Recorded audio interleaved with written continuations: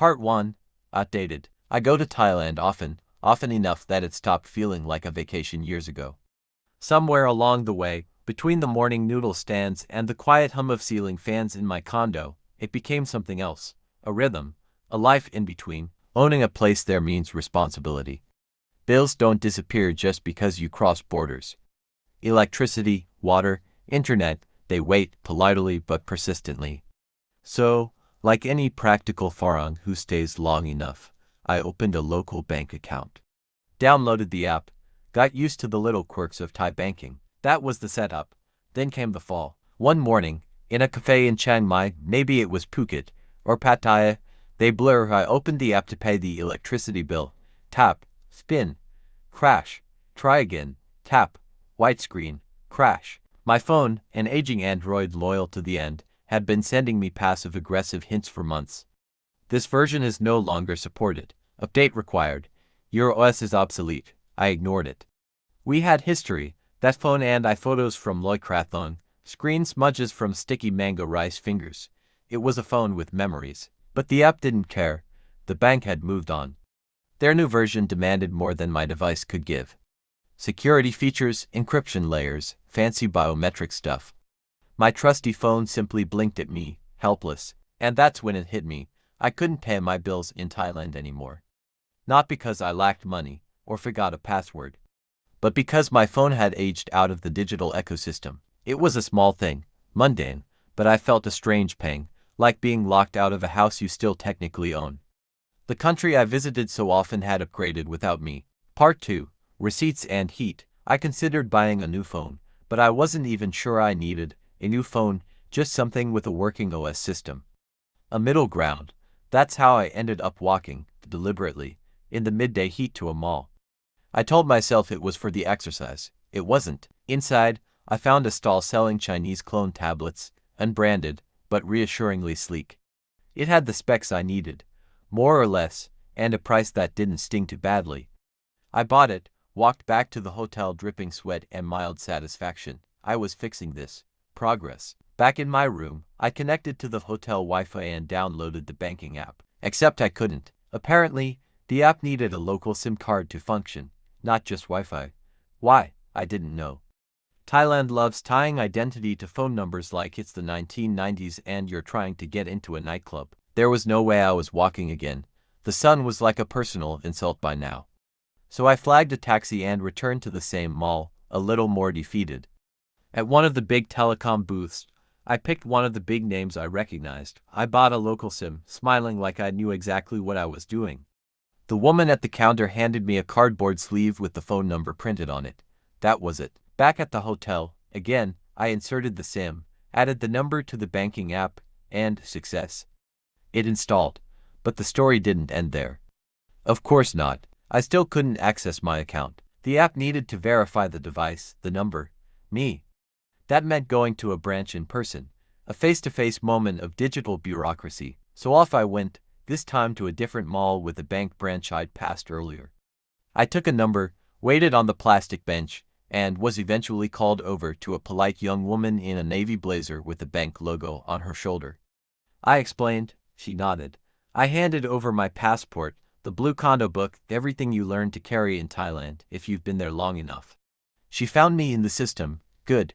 We were almost there. Then she said, "We need proof that this phone number is yours." I blinked. I held up the little cardboard sleeve with the number on it. She smiled apologetically. "No, we need receipt. Official receipt." Of course they did. I sighed the sigh of a man too far into the maze to turn back now.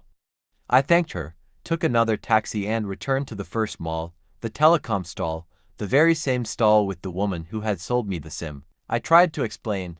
Language barriers, confusion, a general sense of why does this matter, but eventually, with enough patience and facial expressions, they understood. They filled out an invoice, not on official printed telecom paper, but on one of those generic carbon copy forms with lines and a stamp and, mercifully, all my ID info scribbled across the top. It wasn't elegant, but it was something. I clutched it like a diploma. Back to the hotel, ready for round 3. Part 3. The logo. Armed with my freshly printed generic invoice, the kind you see in hardware stores or backroom mechanics, I climbed back into another taxi. Back to the other mall, back to the bank, back to the same blue-uniformed woman who, by this point, probably recognized my walk. Number, wait, sit. We both smiled, a little more knowingly this time. I handed her the receipt like it was a winning lottery ticket. She took it, looked at it, nodded once, then hesitated. Her brow furrowed. I'm sorry, but this is not an official receipt. We need a receipt with the telecompany's logo. She stood up, showed it to her supervisor, who confirmed with a decisive little shake of the head. No logo, no go. I didn't say anything for a second, just sat there. I wasn't angry, not really, just tired. The kind of frustration that doesn't explode but folds inward, a slow fuming. Like when you lose your keys but you're already late, and it starts to feel like maybe the world is conspiring to keep you in one place. I think she could tell. She gave me the look people give when they see you're not trying to be difficult, just human. Still, rules are rules. In Thailand especially, the system is the system. And you're not here to argue with it. I smiled the smile of someone barely holding on to a thread of patience, nodded, gathered my papers. Told her politely that I'd try again another day, maybe back in Ichue Hen. She nodded with sympathy. I stood up, head slightly down, and walked out into the mall like a man who had just lost a chess game to a vending machine. Then, fate blinked. Just a few steps away, bright lights, friendly faces, and right there above the booth, the logo of the telecom company I'd been chasing across Chiang Mai, a proper branch. I walked straight in, no hesitation, explained what I needed. They asked if I had an account. I said no. They said, you can deposit money here. We will give you a receipt. That was it. I deposited a few $100 just to make it real. 5 minutes later, they handed me a perfect, glorious, logo-stamped receipt, my golden ticket. Back again to the bank. Third time's the charm. Same lady, same desk. I handed her the receipt. She inspected it. Stamped, official. Logo shining like a seal of royal approval. Okay, yes, she said. Now we can proceed. She smiled more fully this time. I think she was relieved too. We'd been on this bureaucratic odyssey together. All that remained was to wait for the one-time password, the sacred SMS from the banking gods, confirming that yes, I was finally allowed to pay my own bills. Part 4. The Waiting Game. I walked away from the bank with a spring of hope in my step, that strange mix of relief and weary accomplishment. The assistant had finally accepted the receipt with the official logo, and now, all I had to do was wait for the one-time password, the final puzzle piece. 7 to 10 days, she said. I nodded. Wait, what? One-time passwords, in my world, arrive within seconds. You have 5 minutes to enter them, max. They're like a secret handshake with a ticking clock. The idea of one arriving sometime in the next 10 days felt like a Monty Python sketch, so I imagined it. I'd be out at a street market, or in a minivan between provinces, and my phone would suddenly buzz with an OTP that gave me 5 minutes to save the world. I'd fumble with my tablet, scramble for a hotspot, drop my pad thai, and it would be gone, just like that. Still, what could I do? I waited, and waited, nothing. 10 days passed. I was back in Ichue Hen, back in familiar streets with more shade, more routine. The OTP never came, so I did what I should have done from the start. I went to my local bank branch, the one I usually visit when I need to update an ID photo or explain a change in my visa status. I knew the faces there. They knew mine. I explained. She listened. And in less than 5 minutes, she did what 3 trips, for taxes, 2 malls, and a small novella's worth of receipts could not. She verified the phone number, sent the OTP, entered it herself in their system and on my device. It worked. Just like that, it worked. Part 5. The Smile. Thailand is often called the land of smiles. At first, it feels like branding the tourist line, a slogan. And when you visit briefly, it seems to hold up.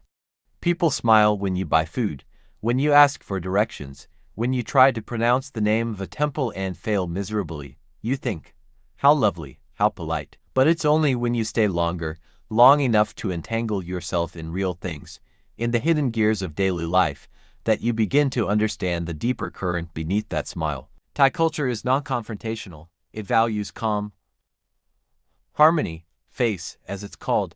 The invisible social currency of dignity and grace must be preserved, especially in public. Arguments, yelling, frustration, they're considered impolite not because people don't feel them, but because there's strength in restraint, in keeping peace, And so, the smile takes on layers. It can mean thank you or I understand, but it can also mean I don't understand, and I can't say that, or this isn't working, but let's not make it worse. Sometimes it's an apology. Sometimes a shield. Sometimes the only socially acceptable expression in a moment when any other face would be too much. That lesson came to me slowly, through taxes and receipts and air-conditioned malls. It crystallized the third time I sat across from the same bank assistant, holding the wrong kind of receipt. Again, I was tired, hot, frustrated. I could have raised my voice, demanded sense, demanded results, but I looked at her, and I saw that it wasn't her fault. She wasn't being difficult. She was doing her job, just like the telecom staff before her. The rules weren't hers to bend, so I did the only thing that made sense. I smiled, or at least, I hope I did.